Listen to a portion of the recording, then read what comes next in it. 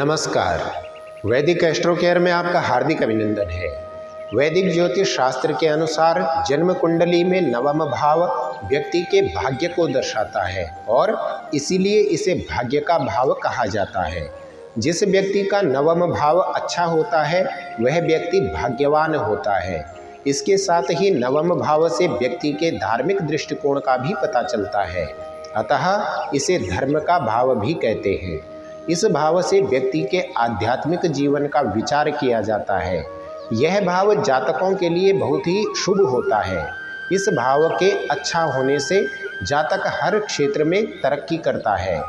आचार्य, पिता, शुभ व पूर्व भाग्य, पूजा, जप, तप, धर्म, पौत्र, जप, देव उपासना, आर्यवंश, भाग्य आदि को नवम भाव से ही दर्शाया जाता है।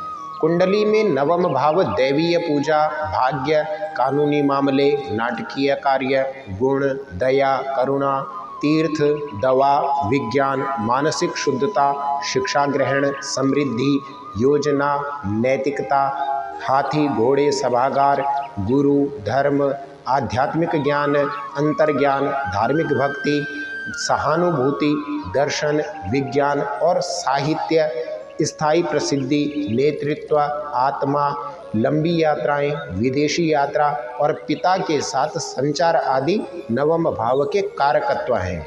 वैदिक ज्योतिष शास्त्र के अनुसार नवम भाव कुएं, झीलों, टैंकों, मंदिरों, तीर्थ यात्रा और शुभ कर्मों का प्रतिनिधित्व भी करता है।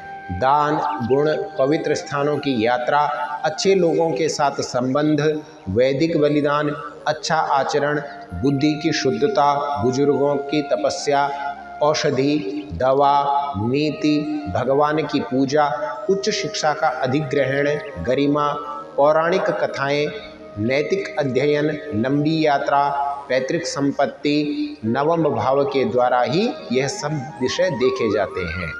कुंडली में स्थित नवम भाव विश्वास का भाव भी है। इस भाव के माध्यम से यह ज्ञात होता है कि व्यक्ति के पिछले जन्मों के अच्छे कार्यों का फल वर्तमान जीवन में भाग्य के रूप में इन्हें प्राप्त होता है। प्रत्येक व्यक्ति अपने पिछले जन्म में किए गए कार्यों के आधार पर फल पाने का पात्र होता है। नवम भाव जातक को भाग्य के माध्यम से सफलता की ऊंचाइयों पर पहुंचाता है।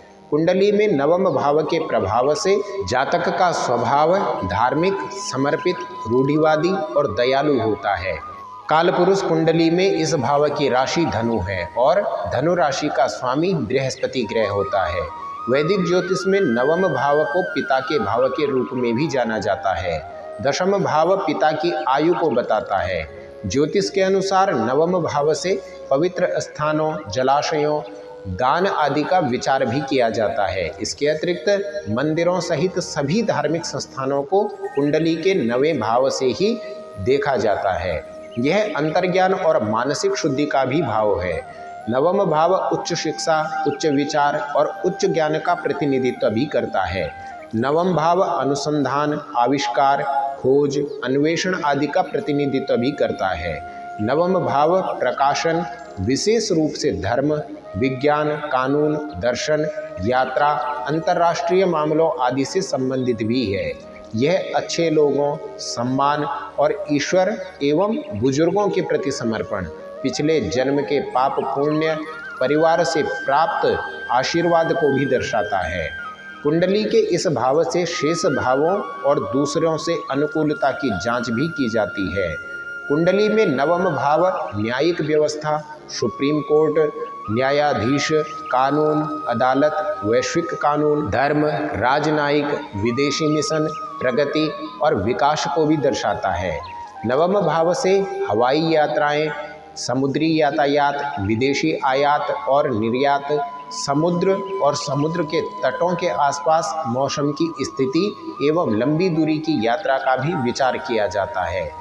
यह संयुक्त राष्ट्र, विश्व संगठन, विदेशी मामलों के मंत्रालय, राजनयिक, विदेशी देशों के साथ संबंध, विदेशी देशों, नौवहन, नौसेना, नौसैनिक मामलों के साथ व्यवहार का भी प्रतिनिधित्व करता है। यह भाव प्रकाशन उद्योग, विज्ञापन और सार्वजनिक मामलों से भी संबंधित है।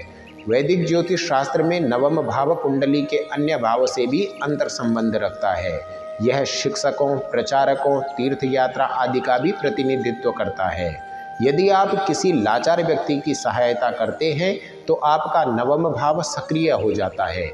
यह भाव विदेश यात्रा और आध्यात्मिक ज्ञान, ब्रह्मांड दर्शन, गुरु, स्नातकोत्तर शिक्षा, PhD, छिपी हुई शक्ति, विदेशी स्थानों से पैसे कमाने की क्षमता, पारिवारिक संपदा का अंत आदि को भी दर्शाता है।